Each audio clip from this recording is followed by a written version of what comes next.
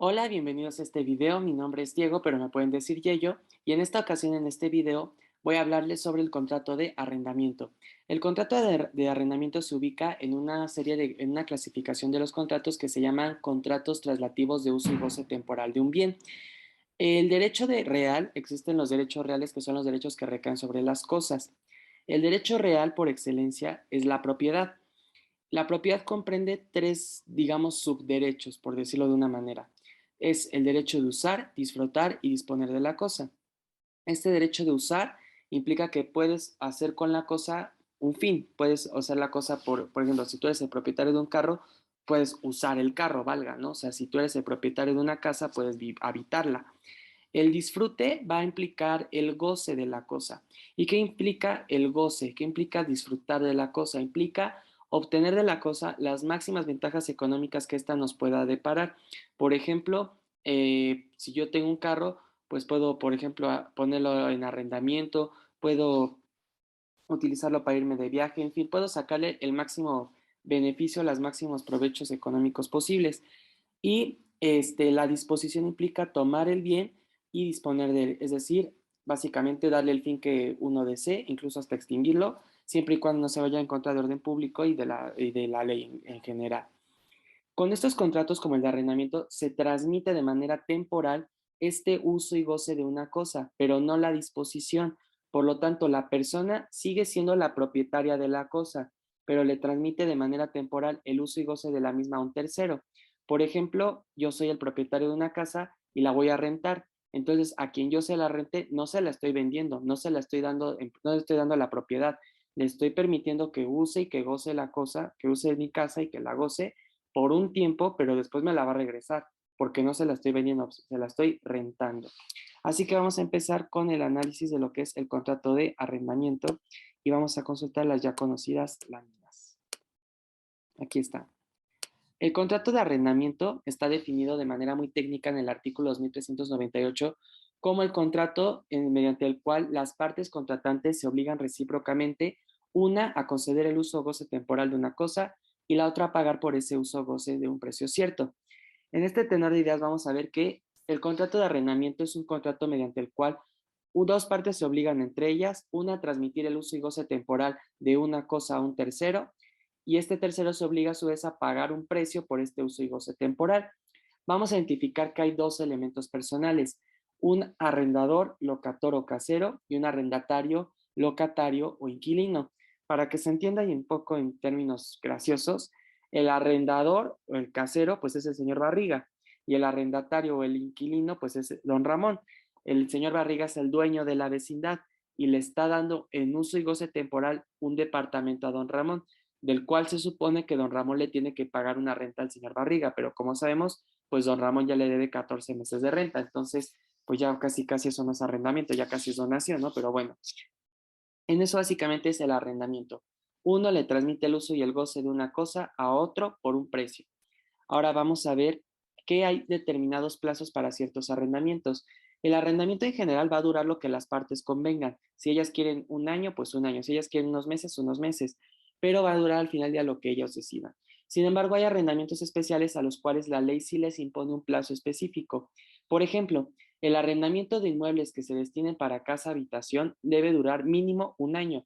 Por ejemplo, en este caso de la vecindad, si el señor Barriga le va a rentar ese departamento a don Ramón para que ahí viva, para que ahí establezca su domicilio, mínimo tiene que durar un año ese contrato. Aunque en la realidad hay contratos que se hacen sobre bienes inmuebles para casa habitación que duran menos, que en realidad esos contratos son nulos porque la ley establece que mínimo es un año. Pero pues bueno, nadie se queja, nadie hace nada, entonces pues continúa, ¿no? En los casos de arrendamientos de inmuebles que se utilicen para fines comerciales o de industria, la ley exige que no deben de durar más de 20 años. En estos dos casos sí hay plazos establecidos para los arrendamientos. Ahora, este pago que se hace del arrendamiento de esta renta o alquiler, según el 2399, puede consistir en una suma de dinero o bien en especie, es decir, en cosas que tengan el mismo valor y con las cuales se pague. Por ejemplo, yo puedo vivir aquí, bueno, puedo rentar este departamento y pagar por el dinero. O por ejemplo, si yo voy a ser el arrendatario de un terreno, si por ejemplo mi amigo Juan me va a rentar un terreno y yo voy a utilizar ese terreno para cultivar maíz, podemos pactar que la renta consiste en que yo de ese maíz que coseche le pague el 10%, ¿no? Que de ese maíz que yo obtenga, el 10% se lo voy a dar a Juan en calidad de renta. Entonces puede ser en una suma de dinero o en especie. Este contrato, ¿cómo lo clasificamos? Es un contrato formal, según lo establecido en el 2406 del Código Civil. El arrendamiento es un contrato que sí o sí se tiene que hacer por escrito. Y si este no se hiciere por escrito y ante esto se generaren daños y perjuicios para el arrendatario, quien tiene la responsabilidad es el arrendador y quien va a pagarle daños y perjuicios es él mismo. Y si el arrendamiento no se ha establecido por escrito, el que lo tiene que procurar que se haga así, el que tiene que ver que se haga por escrito es el arrendador. Es un contrato bilateral porque las partes se obligan recíprocamente entre ellas, una a transmitir el uso y goce temporal y la otra a pagar el precio. Es oneroso porque hay una contraprestación, es algo gratuito. Te doy el uso y goce temporal de la cosa a cambio de que me des un precio. Es conmutativo porque desde que se establece el contrato se pueden saber las ventajas y desventajas que habrá para cada una de las partes. Es temporal porque, como ya vimos, el arrendamiento se tiene que hacer por un plazo, ya que nadie puede estar obligado de manera indefinida, aunque sí existe el arrendamiento con tiempo indefinido, pero bueno, ya lo veremos en su momento. Y es intuito personal. ¿Por qué? Porque se establece el arrendamiento en razón de las calidades esenciales del arrendatario. Ustedes le rentarían, por ejemplo, una casa a una persona que saben que es incumplida y que nunca les va a pagar. Pues no, se lo van a rentar a alguien porque lo conocen, porque tienen una idea de quién es y de que pues sí es cumplido y que les va a pagar, ¿no? Ahora, ¿qué bienes son susceptibles de arrendamiento? Se pueden arrendar, como lo había mencionado, bienes inmuebles, pero también muebles. El arrendamiento no solo recae sobre bienes inmuebles, también puede recaer sobre los muebles. En el caso de los inmuebles pueden ser las llamadas fincas, que son al final estas porciones de terreno, tanto rústicas como urbanas. Las urbanas son las que están en urbes, en lugares, digamos, en los cuales hay esta infraestructura de una urbe, y las rústicas son las que se encuentran en las zonas agrícolas. Y los muebles pueden consistir en cosas, en animales incluso, o también en derechos. ¿Qué son las cosas que pueden ser susceptibles de arrendamiento? ¿Cuáles sí se pueden arrendar? Según la ley, en el 2400, se pueden dar en arrendamiento cosas que puedan usarse, pero que no se consuman. Es decir, que sí se les puede dar un uso, pero que por ese uso no se consuman. Y hay también hay prohibiciones para dar en arrendamiento ciertas cosas, según lo que establece la propia ley. Ahora, pues por este arrendamiento se debe de dar un precio, una renta.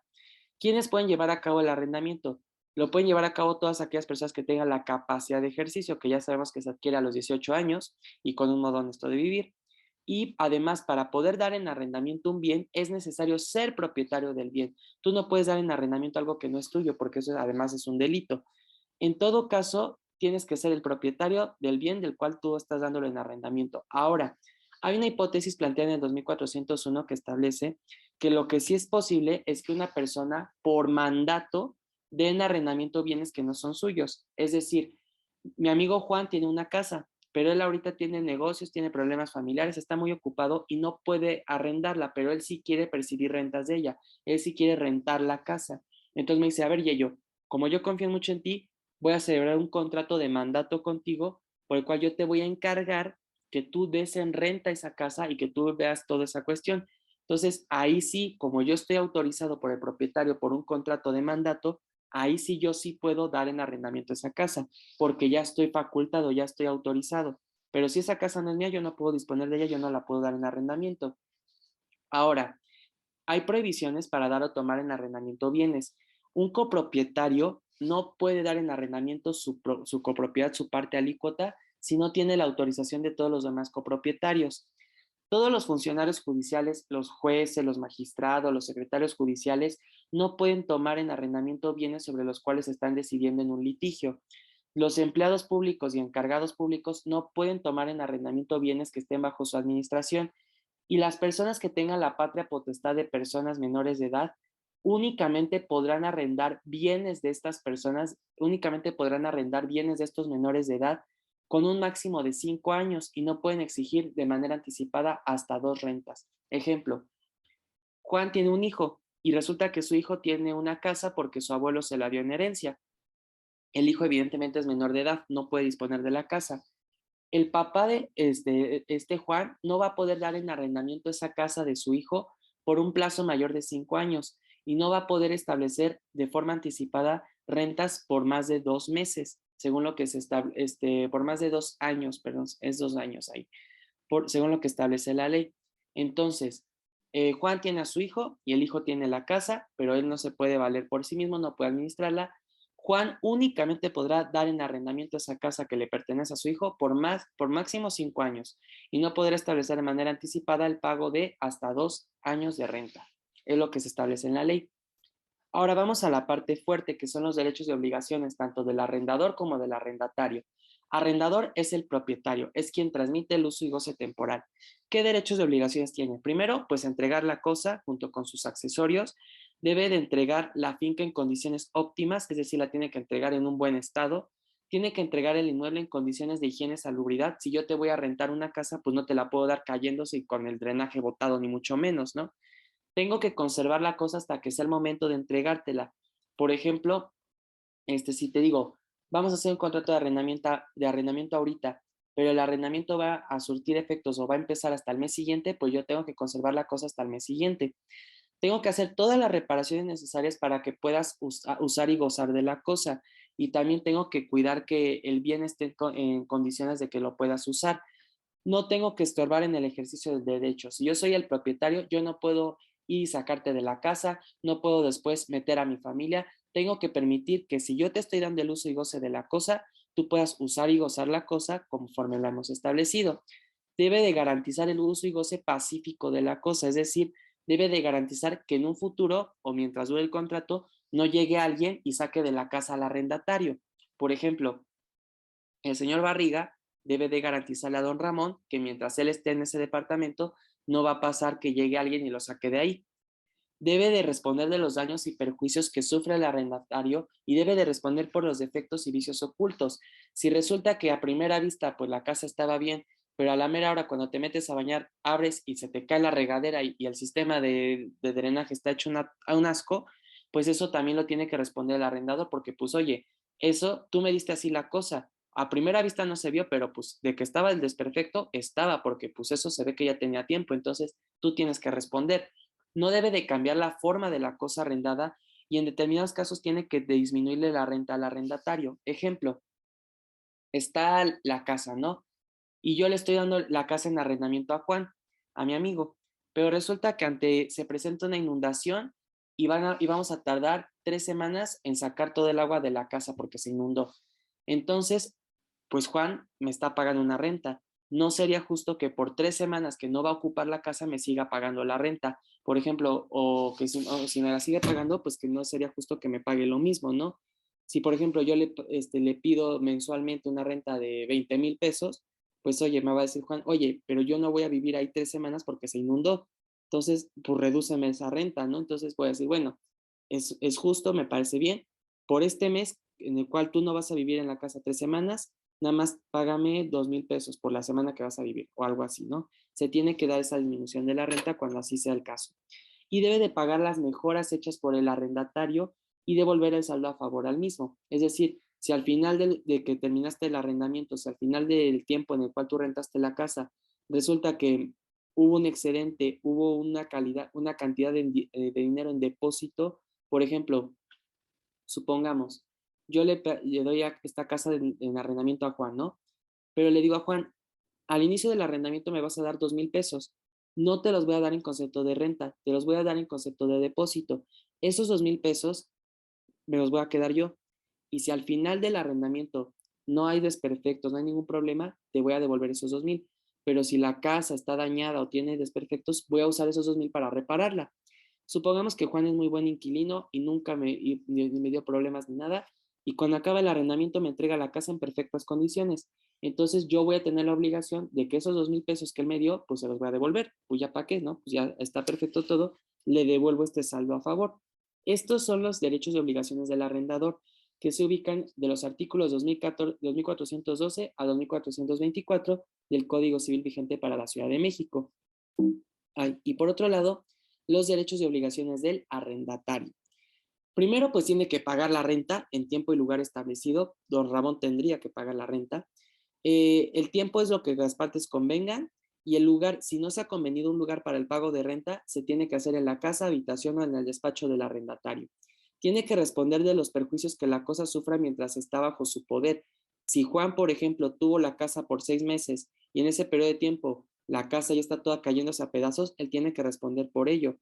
Debe de usar la cosa únicamente para lo convenido.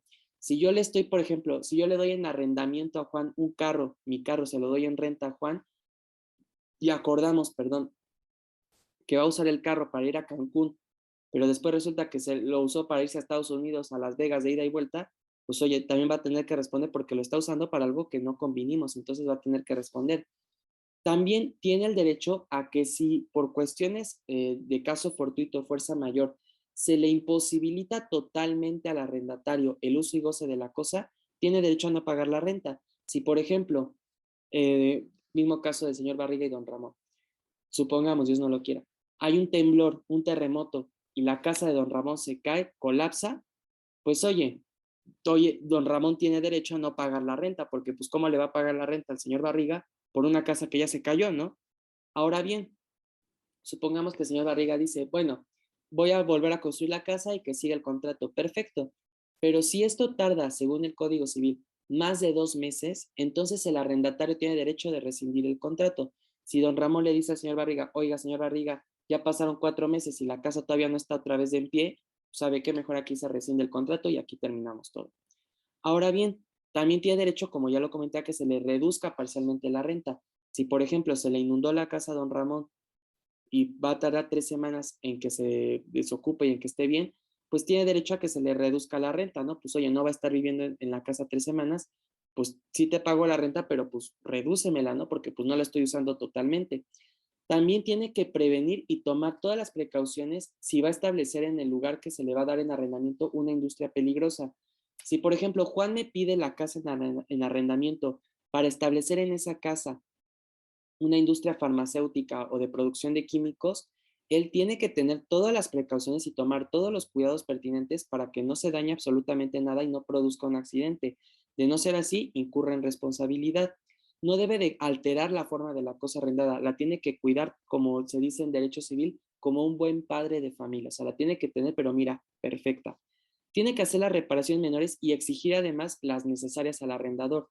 Si, por ejemplo, se fundió un foco, bueno, pues al arrendatario nada le cuesta cambiar el foco, ¿no? Pero si, por ejemplo, hay una fuga de gas o, por ejemplo, las paredes están, ahí están todas cuarteadas, están cayendo, pues eso sí lo tiene que hacer exigible al arrendador. Pero si es algo ya muy urgente, que solamente, o sea, de que, por ejemplo, la casa ya se está cayendo, el arrendatario hace la reparación, pero se la va a exigir al arrendador. Le va a decir, oye, la hice porque se estaba cayendo, ya era algo de emergencia, pero tú me la vas a pagar porque tú eres el arrendador, tú eres el propietario. Yo no voy a andarle haciendo reparaciones a algo que no es mío de a gratis, ¿no? Tiene derecho de preferencia. Si el arrendatario lleva viviendo en el inmueble más de 3 años y va al corriente del pago de su renta, tiene derecho a que si el arrendador quiere vender el inmueble, quiere transmitirle ahora sí la propiedad a alguien, él sea preferido. Si, por ejemplo, Juan, que le estoy arrendando la casa, lleva 5 años viviendo en esa casa y rentando y es muy buen inquilino, me paga súper bien, y yo quiero vender ya esa casa, él tiene derecho a que yo lo prefiera, a que yo vaya primero con él y le diga, oye, quiero vender la casa, ¿la quieres tú? Y ya si él me dice que no, pues bueno, ya será otro tema. Esto lo veremos mejor en el arrendamiento de inmuebles para casa habitación.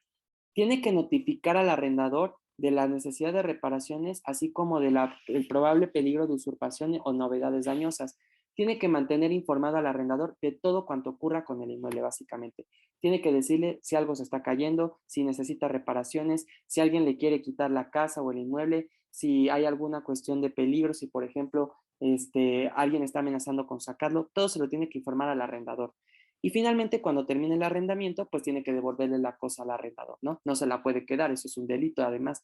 Entonces, derechos y obligaciones del arrendatario está establecidos del 2425 al 2447. Como se dan cuenta, la legislación protege mucho más al arrendatario que al arrendador incluso. Esto es porque al final del día el arrendatario está en una posición de desventaja del arrendador. porque el arrendador tiene propiedad, el arrendatario no. El arrendatario está ocupando un bien, está ocupando una cosa, pero no es suya, no es de su propiedad. Por eso se le da un poquito más de protección.